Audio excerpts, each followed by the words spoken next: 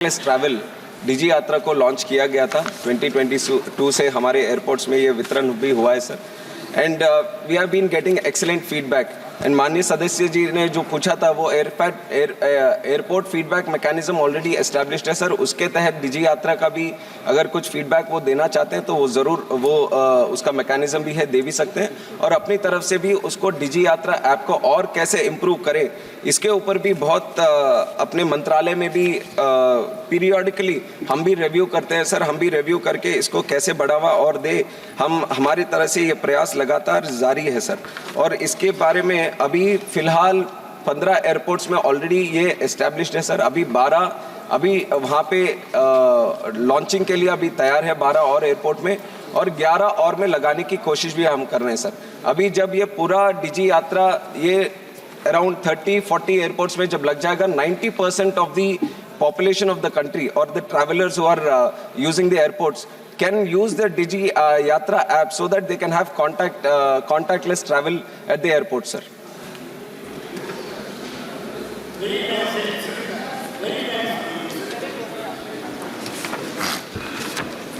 एक विषय दूसरा है लगा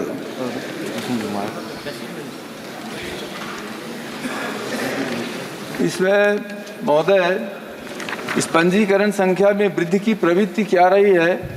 इस संदर्भ में कोई अनुमानित डाटा अगर है तो उसका भी विवरण देने का कष्ट करेंगे। डायरेक्शन है प्रश्न क्वेश्चन आगे जीरो से sir Digi Yatra like I said almost 15 airports we are completely using sir. और 12 एयरपोर्ट में अभी लॉन्चिंग के लिए तैयार है और 11 एयरपोर्ट में अभी अगले साल उनको भी इसमें लाने के लिए एक कोशिश जारी है सर। और इसके तहत कितने लोग अभी इसको यूटिलाइज कर रहे हैं उसका भी हमारे पास है सर विवरण।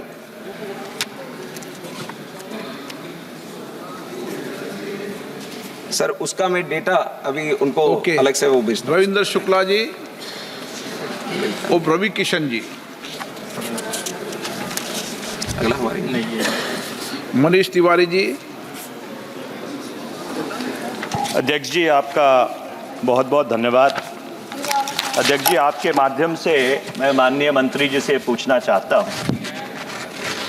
उच्चतम न्यायालय ने एक फैसला दिया था अध्यक्ष जी कि जो राइट टू प्रिवेसी है वो मूलभूत अधिकार है, और उसके तहत इस संसद ने एक कानून तैयार किया था। आपको याद होगा अध्यक्ष जी, इसी संबंधित इसलिए आ रहा हूं, उसमें आ रहा हूं। आपको याद होगा अध्यक्ष जी, जब कोविड का कहर था तो जुलाई 2020 से लेकर दिसंबर 2020 तक जब वैक्सीनेशन भी नहीं आई थी, इस सदन के और राज्यसभा के 30 सदस्यों ने बैठ के वो कानून तैयार किया। उस कानून में ये बात कही गई थी कि 3 किस्म के डेटा है। पर्सनल डेटा है, सेंसिटिव पर्सनल डेटा है और क्रिटिकल पर्सनल डेटा है। माननीय मंत्री जी ने जो जवाब दिया है, और मैं सिर्फ एक लाइन उसकी पढ़ना चाहता हूं आपके आज्ञा से अध्यक्ष जी। डिजी यात्रा facial recognition technology based app has been launched to provide seamless, hassle-free and faster passenger processing at various checkpoints at the airport. My question, Mr. Speaker, sir, is that facial recognition technology is critical personal data. So critical personal data of millions and millions of travelers who are transiting through these airports is being collected. What is the mechanism that the government has put in place in order to ensure that the integrity of that data, the privacy of those people is protected and not infringed upon? Thank you, Speaker, sir. Sir, the concern that has been raised by the honorable member is a concern that we all share, and especially the government of India is very much committed to protect the privacy of each and every individual of this country, sir. That much I can assure you through this. And how exactly the Digi Yatra app is trying to achieve it? Sir, first of all, the PII, the personal identifiable information that is there with us, it is totally encrypted and stored in the passenger's own smartphone. a smart wallet, secure wallet in the DigiYatra app. It is not coming to us first of all. And then whatever is there, no data is stored with us as a distributed ledger. The PII data is also not stored in any central location. Hence, the risk of data loss, data theft, or data breach does not arise.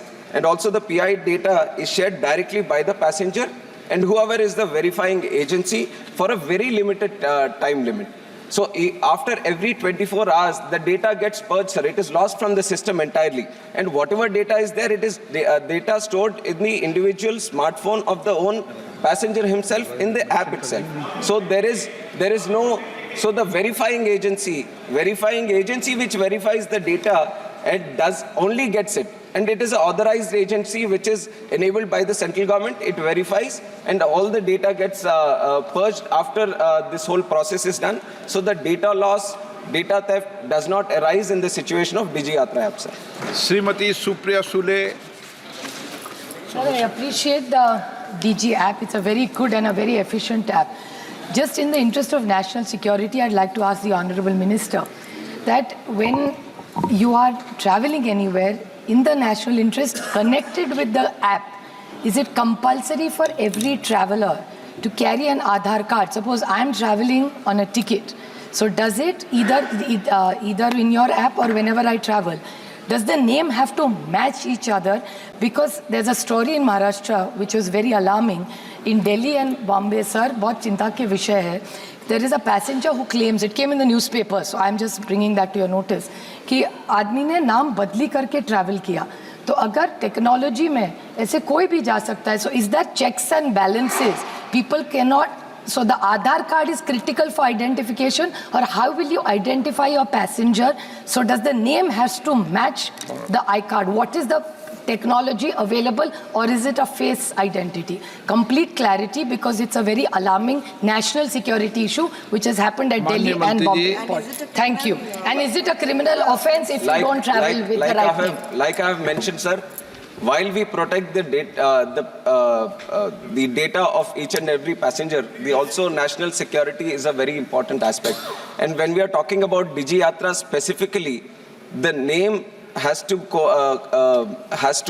correlate with the Aadhaar also, because it takes Aadhaar into account. And in future, just to enhance the security side of it, we are taking the passport data also, so that better security system is in place. But for the moment, the name has to match the Aadhaar, so that this verification is generally done at the entrance gate CISF point itself. If it is not done through DigiYatra also, everyone would have encountered the situation where they're going with the boarding pass and the first thing they say is show us a verifiable ID. And that the reason they do it is they check the face and they check the name also. So it has to match, and that is when we ensure that the passenger is allowed to travel. Thank you. Question number 147. Shri Dinesh Chandra Yadav. 147. माननीय मंत्री जी. एक minute सदन के पटल. Honourable member.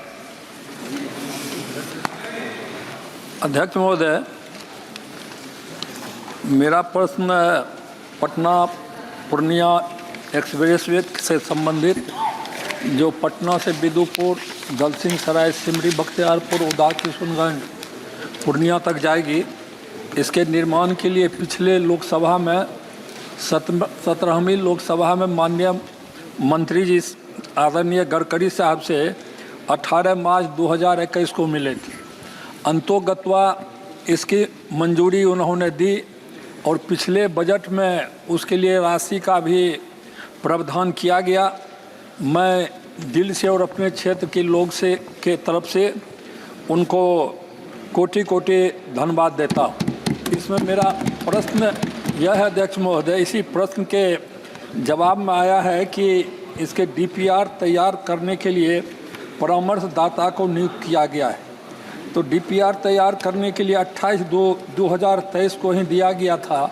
तो हम माननीय मंत्री से जानना चाहते हैं कि लंबा समय हो गया और एग्जैक्ट तिथि तो नहीं, अनुमानतः कितने दिन में यह प्रक्रिया पूरी हो जाएगी? माननीय मंत्री जी. माननीय अध्यक्ष जी, जैसा कि माननीय सदस्य जी ने जानकारी दी है कि पटना पूर्णिया मोटर मार्ग, जो कि राष्ट्रीय राजमार्ग NH और